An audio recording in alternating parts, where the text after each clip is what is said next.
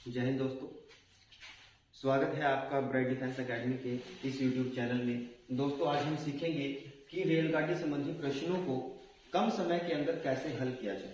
ठीक है, तो दोस्तों इस टॉपिक को करने के लिए आपको 3 बातों का ध्यान रखना पड़ेगा। अगर वो 3 बातें समझ में आती हैं तो आपका पूरा का पूरा टॉपिक ये जल्दी ही खत्म हो जाएगा। ठीक है, तो सबसे पहली बात देखिए दोस्तों कि आपके पास जब भी रेलगाड़ी संबंधी प्रश्न आए तो आपकी चाल हमेशा मीटर पर सेकंड में रहनी चाहिए। ठीक है, आपकी चाल हमेशा किस में रहनी चाहिए? मीटर पर सेकंड में। और आपकी जो दूरी होनी चाहिए वो मीटर में रहनी चाहिए और आपका समय हमेशा ही सेकंड के अंदर रहना चाहिए। ठीक है, जब ये चीजें आपकी पूरी हो जाएंगी तो समझो आपका क्वेश्चन बहुत ही आसान हो जाएगा। परंतु अगर ऐसा नहीं होगा तो आप इसको बदलोगे। मान के चलिए कि उसने आपको क्या दे दिया, किलोमीटर प्रति घंटे में चाल दे दी, तो आपको ये बदलनी पड़ेगी मीटर पर सेकंड में। ठीक है, इसको कैसे सोल्व करते हैं ये मैंने आपको लास्ट वीडियो में सिखाया था, चाल दूरी समय वाली में। आप गुणा करोगे इसको 5/18 के साथ। ठीक है, इस प्रकार से। अब दूसरा पॉइंट क्या कहेगा आपको कि जब भी आप आमने सामने से, मान के चलिए कि एक ट्रेन इस साइड से गई और दूसरी ट्रेन आपकी इस साइड से, ठीक है, मतलब अपोजिट डायरेक्शन से जब भी आए, ठीक है, तो आप क्या करोगे, इनकी स्पीड को आप हमेशा ही जोड़ोगे। किसको जोड़ोगे? चाल हमेशा जुड़ेगी जब ये विपरीत दिशाओं से आएंगे। अगर ये जाए सेम डायरेक्शन में, ठीक है, पहला पॉइंट तो ये रहा और दूसरा पॉइंट ये रहा कि अगर ये सेम डायरेक्शन में जाएंगे तो इनकी चाल हमेशा माइनस होगी। ये सिर्फ चाल के लिए रहेगा, दूरी हमेशा जुड़ेगी, दूरी हमेशा जुड़ेगी। ठीक है, दूरी को आप कभी माइनस नहीं करोगे। सिर्फ चाल के बारे में ये बात कि अगर अपोजिट डायरेक्शन से आए तो जोड़ दो, अगर सेम डायरेक्शन में जाए तो माइनस कर दीजिए। ठीक है, तीसरी बात क्या रहेगी दोस्तों? तीसरा आपको पता होना चाहिए कि हमारे पास जो जो क्वेश्चन बनते हैं उनमें आप ट्रेन को किस प्रकार से यूज में लेके आओगे। मान के चलिए कि हमारे पास ये वाली ट्रेन थी, ठीक है, और ये किसी वृक्ष को पार कर सकती है, किसी व्यक्ति को भी पार कर सकती है, या फिर किसी ये पोल को, खंबे को भी पार कर सकती है।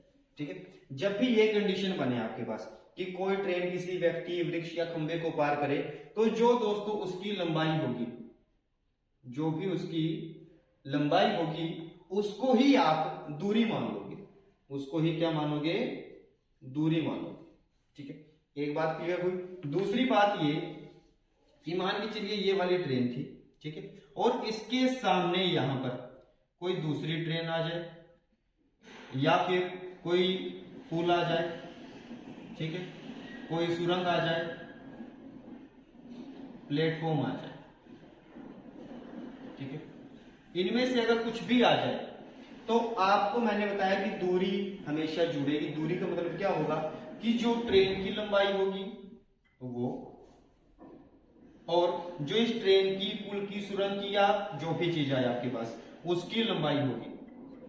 ठीक है, तो इन दोनों को जब आप जोड़ दोगे तो आपके पास टोटल दूरी आ जाएगी। ठीक है, ये बात आपको ध्यान में रखनी है कि अगर ट्रेन किसी वृक्ष, व्यक्ति, खंबे को पार करे तो उसकी लंबाई ही दूरी होगी। अगर वो किसी ट्रेन को, पुल को, सुरंग को या प्लेटफॉर्म को पार करे तो जो पुल की लंबाई होगी और ट्रेन की लंबाई होगी, दोनों को जोड़कर आपके पास जो दूरी आएगी वही आप दूरी का यूज करोगे। ठीक है, अगर ये 3 बातें आपकी समझ में आती हैं तो आपका ट्रेन वाला क्वेश्चन बिल्कुल आसान हो जाएगा। जैसे कि आप एक क्वेश्चन देखिए, सबसे पहले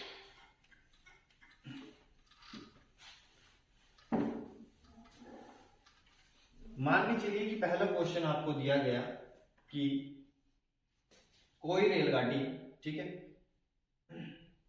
25 मीटर पर सेकंड की चाल से, कोई रेलगाड़ी 25 मीटर पर सेकंड की चाल से चलकर, ठीक है, एक वृक्ष को पार करती है, वृक्ष को पार करती है।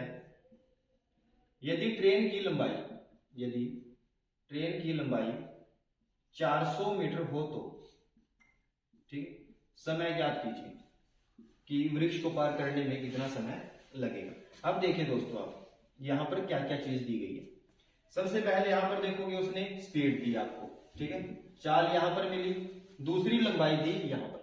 अब मैंने आपको बताया था तीसरा पॉइंट कि जो लंबाई थी और वृक्ष यहां पर, तो आपकी जो लंबाई होगी वही आप दूरी मानोगे उसको। तो हमारी दूरी कितनी आई, 400 मीटर। अब आप देखिए कि समय को निकालने के लिए आप क्या रखोगे, दूरी हमेशा ऊपर आती है और चाल नीचे चली जाएगी। तो दूरी हमारी 400 मीटर थी और चाल हमारी 25 मीटर पर सेकंड थी। तो आप जब इसको सोल्व करोगे तो हमारे पास आ जाएगा 16 सेकंड। ठीक है, कितना समय आ जाएगा दोस्तों, 16 सेकंड का समय लगेगा इस वृक्ष को पार करने में। ठीक है, उम्मीद है कि क्वेश्चन समझ में आया होगा आपकी। दूसरा क्वेश्चन आप मानिए कि यहीं पर वो बोल दे कि एक रेलगाड़ी 90 किलोमीटर प्रति घंटे की चाल से चलती है। ठीक है, एक रेलगाड़ी 90 किलोमीटर प्रति घंटे की चाल से चलती है। रेलगाड़ी की जो लंबाई थी, रेलगाड़ी की लंबाई 300 मीटर है। ठीक है, 300 मीटर है। तो वो एक व्यक्ति को पार करने में कितना समय लगाएगी। अब किसको पार करने, व्यक्ति को पार करने में, ठीक है, समय बताना है आपको यहां पर। ठीक है जी, देखिए 90 किलोमीटर प्रति घंटे की चाल से चले, लंबाई 300 मीटर थी और व्यक्ति को पार करना था। तो आपने देखा कि जब व्यक्ति को पार करना है, लंबाई जो होगी वही दूरी हो जाएगी आपकी। तो दूरी मिली आपको 300 मीटर। और अगर यहां पर देखें तो चाल आपको 90 किलोमीटर प्रति घंटा मिली। तो मैंने आपको बताया था पॉइंट नंबर 1 कि चाल आपकी हमेशा किसमें होनी चाहिए, मीटर पर सेकंड के अंदर होनी चाहिए। परंतु आपको दी गई 90 किलोमीटर प्रति घंटा। तो आप इसको चेंज करोगे, मीटर पर सेकंड में गुणा करोगे 5/18 के साथ। 18 से जब आप 90 काटोगे, 5 पे कटेगा, 5 से 5 को मल्टीप्लाई करोगे तो आपके पास आएगा 25 मीटर पर सेकंड। ठीक है, तो आपकी जो चाल आएगी दोस्तों वो कितनी आ जाएगी, 25 मीटर पर सेकंड। ठीक है, अब देखिए आप, चाल आपकी ये रही, दूरी आपकी ये रही, समय का फॉर्मूला क्या होता है, दूरी बटे चाल। तो आप रखिए दूरी हमारी 300, सब ये चाल हमारी 25। तो जब आप इसको काटोगे तो आपके पास आ जाएगा 12 सेकंड। कितना लगेगा दोस्तों समय, उसको 12 सेकंड लगेगा। ठीक है, इस प्रकार से आप अच्छे अच्छे क्वेश्चनों को भी हल कर सकते हो। मान के चलिए इसके बाद और क्वेश्चन आ जाते हैं आपके पास।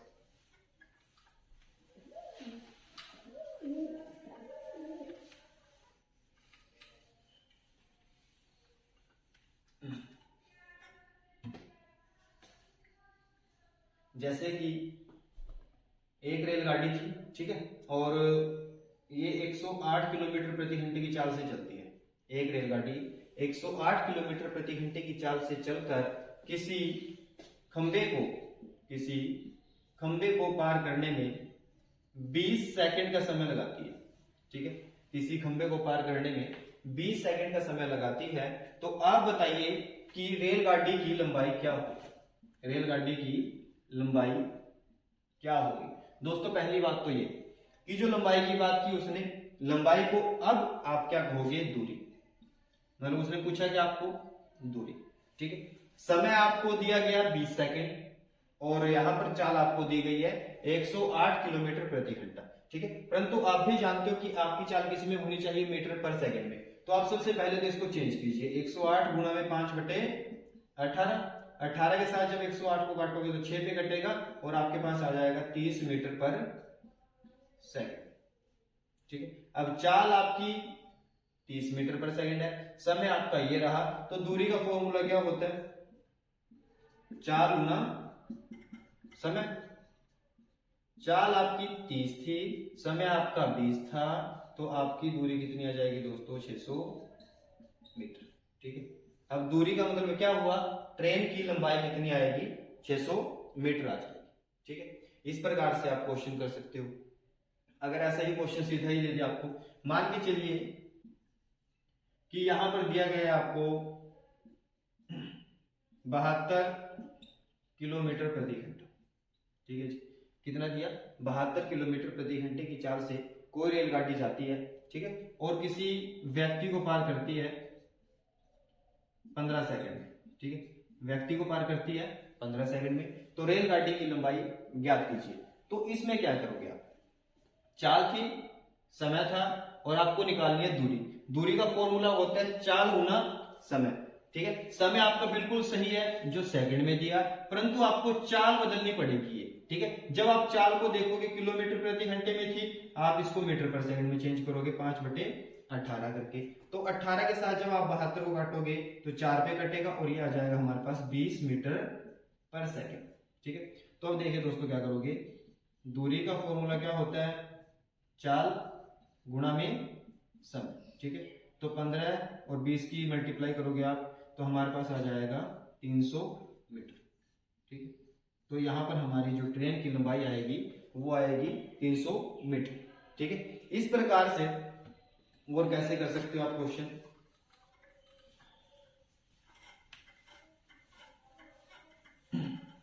मान के चलिए कि अब की बार रेलगाड़ी के साथ साथ कोई पुल आ जाए। ठीक है, ये दोस्तों रेलगाड़ी थी हमारी। ठीक है, जिसकी स्पीड हमारी 90 किलोमीटर प्रति घंटे की थी। ठीक है, 90 किलोमीटर प्रति घंटे की चाल से चलकर कोई रेलगाड़ी, ठीक है, जिसकी लंबाई 200 मीटर थी। लंबाई कितनी थी दोस्तों इसकी, 200 मीटर। ठीक है, एक पुल को पार करती है। किसको पार करेगी, एक पुल को पार करेगी और पुल की लंबाई 100 मीटर थी। ठीक है, पुल की लंबाई कितनी थी, 100 मीटर। तो पूछा जाता है कि पुल को पार करने में कितना समय लगेगा। 200 मीटर लंबी रेलगाड़ी 90 किलोमीटर प्रति घंटे की चाल से चलकर 100 मीटर लंबे पुल को पार करने में कितना समय लगाएगी। तो आप देखिए, मैंने आपको बताया था कि यहाँ पर ट्रेन, यहाँ पर हमारा पुल। ठीक है, तो जो दोनों की लंबाई होगी, दोनों को जोड़कर जो हमारे पास आएगा वो हमारी दूरी होगी। ठीक है, तो दूरी हमारे पास कितनी आई दोस्तों, 300 मीटर दूरी आई। अब आप देखिए कि चाल हमारी किलोमीटर प्रति घंटे के अंदर थी। ठीक है, जो कि नहीं होनी चाहिए थी। तो आप क्या करोगे, इसको चेंज करोगे, यहां से 90 गुना में 5/18, 18 5, तो ये आ जाएगा हमारे पास 25 मीटर पर सेकंड। ठीक है, अब आप क्या करोगे, दूरी हमारे पास ये रही, चाल हमारी ये रही, तो आपको समय निकालना है दोस्तों। समय का फॉर्मूला क्या होता है, दूरी और नीचे चाल। ठीक है, तो दूरी हमारी आ जाएगी 300 मीटर और नीचे चाल हमारी कितनी आएगी, 25 मीटर पर सेकंड। जब आप इसको काटोगे तो हमारे पास आ जाएगा 12 सेकंड। ठीक है, कितना समय लगेगा दोस्तों इसको पार करने में, 12 सेकंड का समय लगेगा। ठीक है, मतलब कहने का ये हमारा कि जब भी आपके पास पुल आए, सुरंग आए या कुछ भी आ जाए, ठीक है, तो आप दोनों को जोड़कर जो लिखोगे यहाँ पर वही आपकी क्या आ जाएगी, दूरी आ जाएगी। ठीक है, इसके अलावा आपको समय देगा वो या फिर चाल देगा, दोनों में से एक चीज देगा। ठीक है, अगर इसमें वो समय दे देता, मान के चलिए वो ये बोल दे आपको, सेम क्वेश्चन कहते हैं कि 200 मीटर लंबी रेलगाड़ी 100 मीटर लंबे पुल को पार करने में, ठीक है, 12 सेकंड का समय लगा दिया। इसको हम साफ करके लिखते हैं, मान के चलिए उसने चाल नहीं दी अब की बार। ठीक है, अब की बार क्या दिया कि पुल को पार करने में 12 सेकंड का समय लगा दिया। ठीक है, तो आप रेलगाड़ी की चाल किलोमीटर प्रति घंटे के अंदर ज्ञात कीजिए। ये वाली चीज पूछ ली दोस्तों आपको। ठीक है, अब आप कैसे करोगे, दोनों को जोड़ोगे तो दूरी तो हमारी ये रही। ठीक है, और समय हमारा ये रहा। अब उसने पूछा क्या, चाल, तो चाल का फॉर्मूला लगाओगे आप, दूरी बटे समय। अब दूरी दोस्तों हमारी थी 300 मीटर। ठीक है, समय हमारे पास कितना था, 12। ठीक है, दूरी हमारी 300 मीटर थी, समय हमारा 12 था। तो आप कैसे करोगे इसको, अब यहां पर हमारे पास जो आएगा काट के इसको, वो आ जाएगा हमारे पास मीटर पर सेकंड में। कितना आएगा दोस्तों, मीटर पर सेकंड में आएगा। जैसे कि आप इसको काटिए, 12 दूनी 24, बचेंगे 6, 12 5 60, मतलब हमारे पास कितना आया, 25 मीटर पर सेकंड। ठीक है, अगर मीटर पर सेकंड में पूछे तो आप इसको कहोगे 25 मीटर पर सेकंड आंसर आएगा, परंतु आपको क्वेश्चन में क्या पूछा गया, किलोमीटर प्रति घंटे में, तो आपको चेंज करना पड़ेगा। ठीक है, तो मीटर पर सेकंड को आप चेंज करोगे किलोमीटर प्रति घंटे में। छोटे से बड़े की तरफ जाना है, अब की बार 18/18 5 के साथ गुणा करना पड़ेगा। जब मीटर पर सेकंड को आप किलोमीटर प्रति घंटे में चेंज करोगे तो 18/5 के साथ करते हो, और अगर आप किलोमीटर प्रति घंटे को मीटर पर सेकंड में करोगे, इसको इसमें करोगे, तो गुणा करोगे आप 5/18 के साथ, ठीक है। परंतु अब उल्टा इसको इसमें करना था, इसलिए 18/5 के साथ किया आपने। तो आप देखोगे 25 गुणा में 18/5, कैंसिल करोगे तो ये 5, 18 5 90 आ जाएगा यहाँ पर, ठीक है। तो यहाँ पर क्या मिलेगा आपको 90 किलोमीटर प्रति घंटे, ठीक है जी। तो उम्मीद है कि आपको ये वाला क्वेश्चन इस प्रकार से समझ में आया होगा। अगर इनके अलावा कुछ और भी आ जाए तो वो भी आप कर सकते हो। लास्ट पॉइंट देखते हैं इसमें और कैसे करेंगे।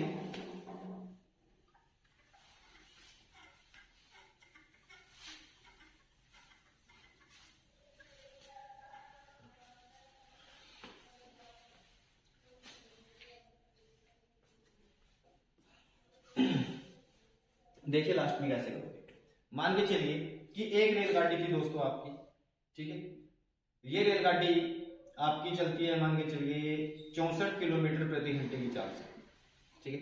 64 किलोमीटर प्रति घंटे की चाल से चलकर कोई रेलगाड़ी, ठीक है, अपने से विपरीत दिशा में आ रहे किसी व्यक्ति को, अपने से विपरीत दिशा में चलकर आ रहे एक व्यक्ति को जिसकी चाल 8 किलोमीटर प्रति घंटा है, जिसकी चाल 8 किलोमीटर प्रति घंटा है, ठीक है, उसको पार करने में कितना समय लगाएगी यदि रेलगाड़ी की